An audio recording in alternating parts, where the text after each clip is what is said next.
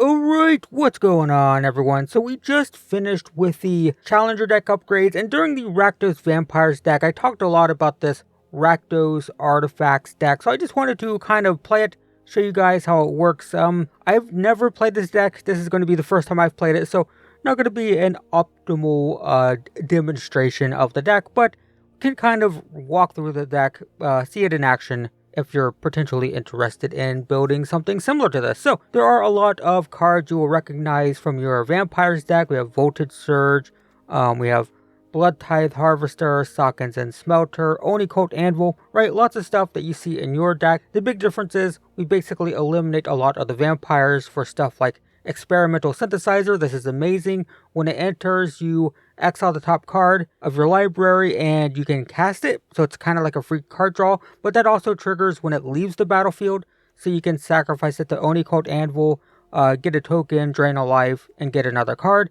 so it's really good value. Also get things like Virus Beetle, 2 mana 1/1, makes the opponent discard, and most importantly, it's an artifact, so it can be sacrificed to the anvil. So that's pretty good. We also get Fable of the Mirror Breaker, which is pretty interesting. So first off, puts out this 2/2 token, which in turn puts out a treasure token, which is an artifact for the anvil. But when it flips into this 2/2 that can create tokens of stuff. So it can create like a token of Virus Beetle, for example, make the opponent discard a card, and then the token at the beginning of your end step, it will be sacrificed, and that's important. It's sacrificed, it's not exiled. So it will go to your graveyard, even if it's a token, to trigger Oni Cult Anvil. Anvil will see it dying. Actually, the Anvil only cares about things leaving the battlefield, so it doesn't even matter. So it's pretty good. We can copy our artifact creatures. We can also copy this.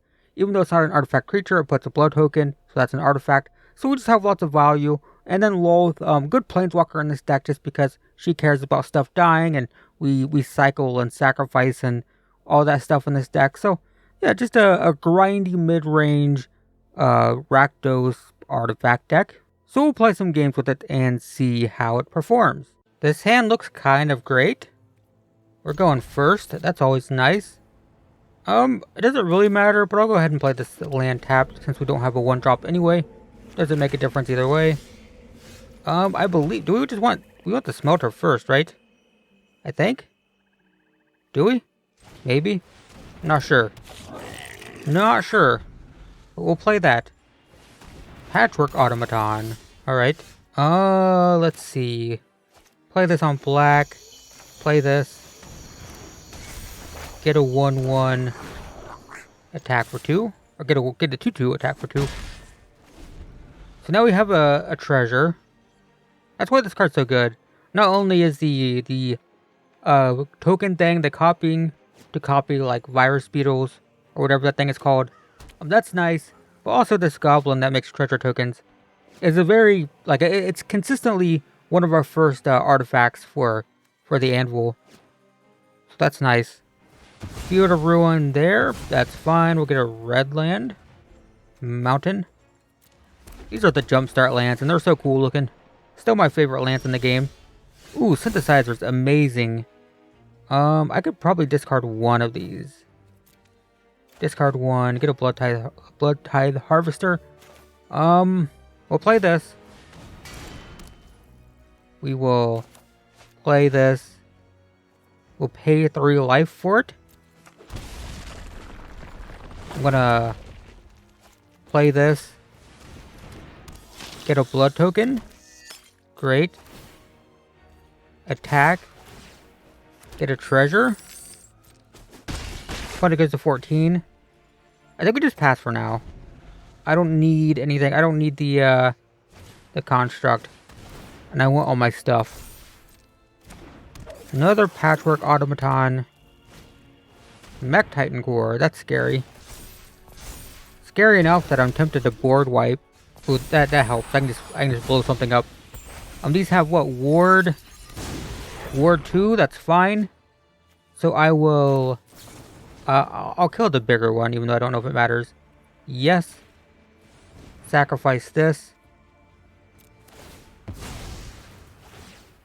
Pay the 2. Auto pay. Great. Just happy to get an artifact off the board. Alright, cruise the 2/4. Fair enough. I don't think I want to attack. Yeah, I don't want to... I guess I could auto pay this, sacrifice this. No attacks. Yeah, I'm just gonna pass for now. My main priority is just keeping their artifacts off the board. Tezzeret.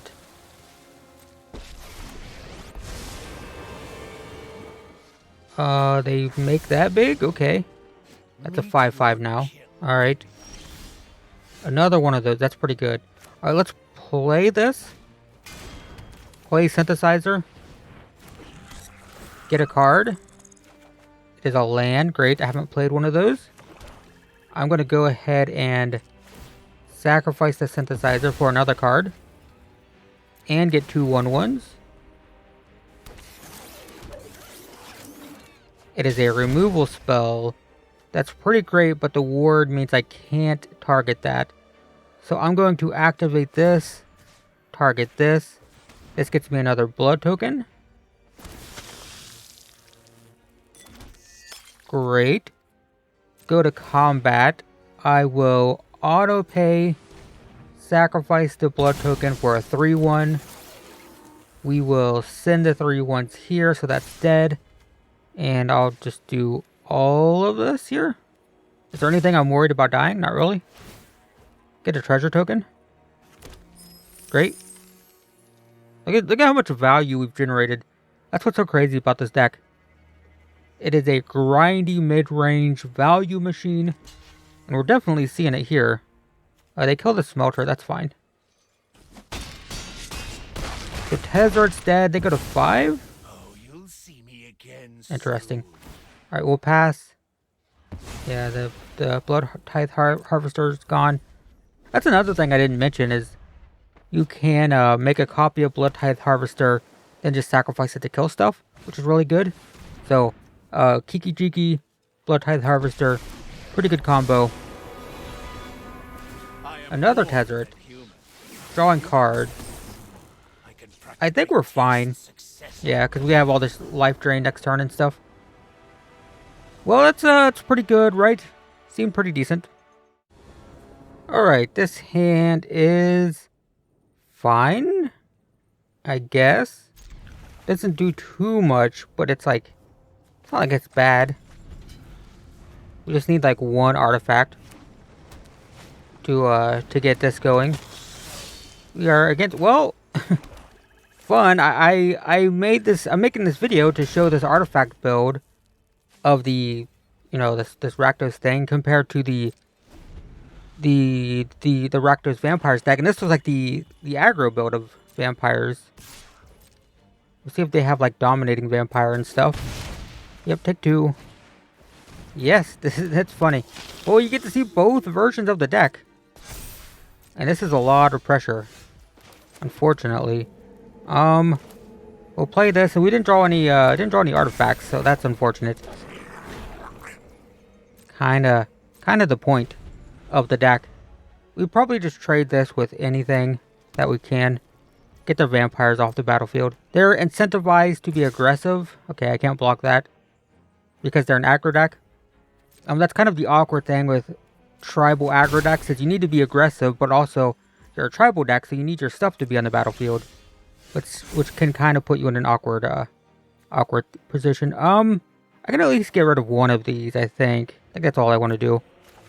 And we get another land. Anyway, I think we attack for 2 first to get the treasure token. So that's an artifact. Ooh, they trade. That's exciting. Do they have a way to pump it? Okay. But it still dies. So we can play this. Yeah, I'm going to do this. Get another token. I'm going to play this tap land. And then I'll sacrifice this. Drain, get a 1/1. That lets me block this now. This socialite. Having this board sweeper is fantastic if they start getting too wide. They get like Florian and stuff like that and start generating too much value. We can just wipe. That's unexpected. I mean, I'll happily kill this. Sure. Alright, that kind of works out. I'm okay with this. Alright, get a couple triggers. Do I want to discard anything? I'm not super happy with this, although maybe it's fine. I'm actually just going to decline this. I'm going to play this. I'm going to do this now to get the treasure. So we'll sacrifice, get 2 treasures actually. Ooh, that's exciting. I want to play another anvil. Auto pay. Great. And then I think I have enough lands. I'm actually I can sacrifice this. Sacrifice this drain, get another one. Great. And then we will just pass. So you can see the value of this deck, right? How much value you can generate with these anvils, creating tokens, and you know, this creates tokens, and just everything creates tokens. So if they play a bigger vampire, we can just probably kill it. We can sacrifice the treasure, which will give us 2 1/1s. What happens if I use Kiki Jiki to make a copy of another Kiki Jiki? Do I get the I probably don't get the saga, right? I'm not 100% sure how that works. I don't know if it's going to copy the creature, or if it's going to copy the card and put the front side. I have no clue. I don't actually know what happens there. Opponent passes. Alright, so I think the best play here, the best play is to animate this into a 3/3. But I'm really curious what happens if I copy this, so I might just do that just to experiment. Opponent might be roping. They let their clock go all the way down. They're either roping or they disconnect. My client freezes like, I would say once every 5 or 6 games now. Ever since like a month ago. Maybe 2. Since one of the big updates. Maybe it was the Kamigawa update. Maybe it was before that. But my client freezes when I cast spells and stuff quite regularly now. And I've seen streamers have that problem too. I've seen MTG Goldfish have that problem. So I can't accuse people of roping when the client is so clunky. So what happens? Okay, we just get the creature. We'll just yeah, that was kind of a waste, but that's fine. So we will attack. So now we can sacrifice this token to get 2 of them because we have 2 anvils. So this is just pure profit. I might just sacrifice 1 to draw 2 cards actually. See if we can find some more stuff. Ooh, there's a Loth. 1, 2. We can't play it. If this came into play untapped, we could. All right, we're just going to pass here. That's fine. Yep. So we're looking pretty good, especially since the opponent is either oh nope, I saw the mountain highlight. So they're here. Okay, they are here. Nice. They may have lost a turn, unfortunately. Predator. That's pretty good. I could kill it now. I'd rather wait so I can get these tokens. Alright, so I think I will target it. I will sacrifice one of these. It's gonna make 2 1/1s. Sure. I still don't think this was the most optimal play. It was probably better to animate this and then copy it or something, but that's fine. This is also nice. Go like this. So now we can attack for 3. And we can sacrifice 1. We can sacrifice this untapped one. Get 2 more tapped one or untapped ones. Oh, we already got the tokens. Right, never mind. Well, that's fine. Either way. So now when we sacrifice these, we're also getting counters on Loth. That's why Loth is here. I cannot save it, can I? No. Alright. Fine. Fine. I am merely delayed. Florian is really good. So I believe I can animate this. Then use this to copy this. It copies tapped. God dang it. Everything's bad. Well, I did say at the beginning of this that this was my first time playing the deck, and you can see how I'm experimenting with things, and I don't fully understand how everything works, and it's biting me in the butt, but that's fine. Sure. So we'll sacrifice a token. Get 2 more. Drain for 1. I don't think I can kill them. Awkward. Yeah, because the Dinner of the Bugbear comes into play tapped. So when I create a token of it, the token comes into play tapped. And it doesn't come into play animated, so... Rip. This is fine, though. We can just kill them with anvils now. Yeah.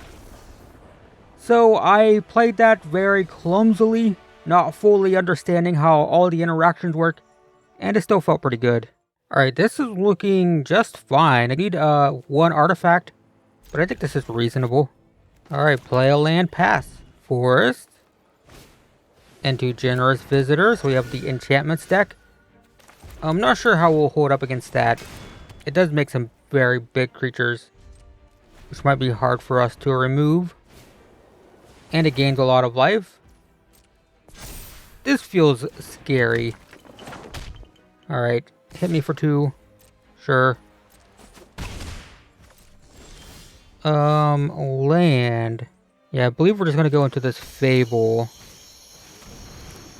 Potentially stop them from attacking. Maybe. So next turn we can just attack with it. Just to get the treasure. I don't know if I'm gonna be discarding anything. I do need the lands though. Guess we could just discard this. Another naturalist, alright. Attacks for 4. We'll just take this. Go to 14, they go to 24. Alright. Interesting. I'm going to discard this actually. I think. It does give me a treasure. Nah, we'll just discard it. We should get another one. Didn't even matter. So let's attack for the treasure. We play this on red. We play this. Then we sacrifice the treasure to draw 2, and this gives us 2 1/1s. It's another Deadly Dispute. And I believe that's fine. I just don't know if we can stabilize before we're dead to this Generous Visitor and stuff. Ooh, that's scary. So there's another counter. Good news is it doesn't have trample. So that's nice. We can block, then sacrifice so they don't gain the life from the lifelink. They got a bunch of good stuff. Yeah, that's some good stuff. That's the good stuff. Generous Visitor. Number 2. Ooh, that's scary. Well, that doesn't give trample either. They're gonna make a huge visitor, but it doesn't matter. Okay, they just put the counter there. Where does this go? Where are they putting this at? On there. Alright, well, sure. Alright, so what we can do is we can block here. 2 blockers. Now we can sacrifice them so they don't gain a life because no damage is dealt. They go to 20, and that's that.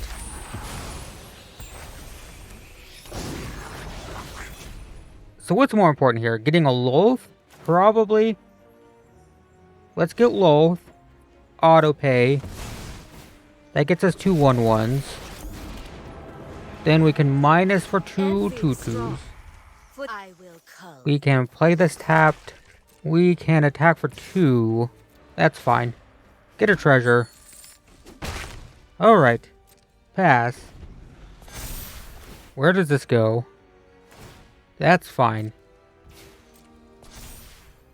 So being able to block and sacrifice is huge for preventing them from gaining too much life. But it's still feeling rough. We're hanging in there. But I feel like I'm going to get crushed here. This game keeps going on.